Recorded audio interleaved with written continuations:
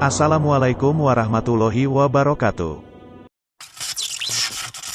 Nabi Adam alaihi salam merupakan manusia pertama yang diciptakan Allah Subhanahu wa Ta'ala.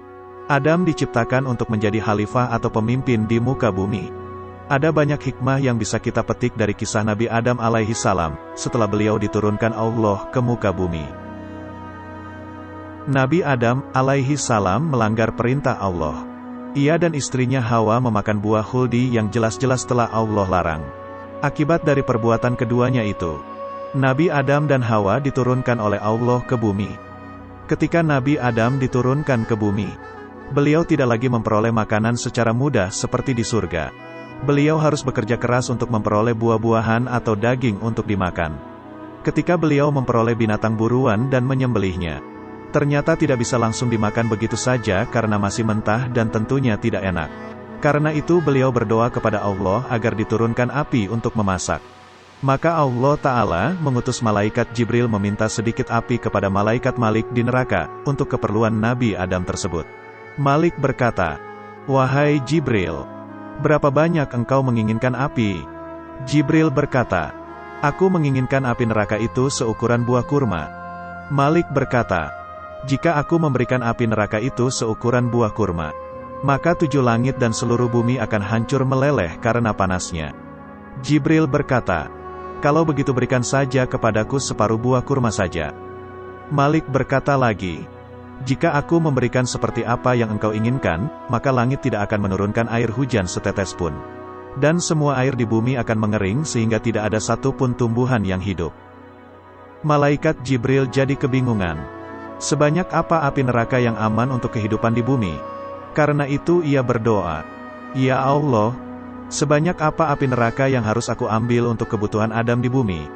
Allah berfirman, "Ambilkan api dari neraka sebesar zarah, satuan terkecil, atom." Maka Jibril meminta api neraka kepada Malik sebesar zarah dan membawanya ke bumi. Tetapi setibanya di bumi, Jibril merasakan api yang sebesar zarah itu masih terlalu panas. Maka beliau mencelupkan sebanyak 70 kali ke dalam 70 sungai yang berbeda. Baru setelah itu beliau membawanya kepada Nabi Adam, dan meletakkannya di atas gunung yang tinggi. Tetapi begitu api tersebut diletakkan, gunung tersebut hancur berantakan.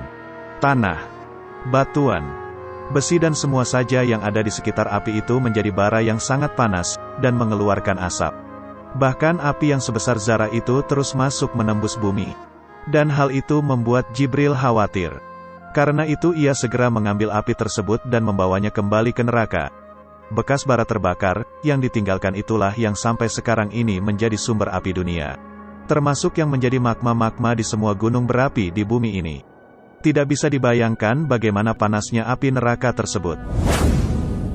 Kalau bara api dunia itu umumnya berwarna merah, maka bara api neraka itu berwarna hitam kelam.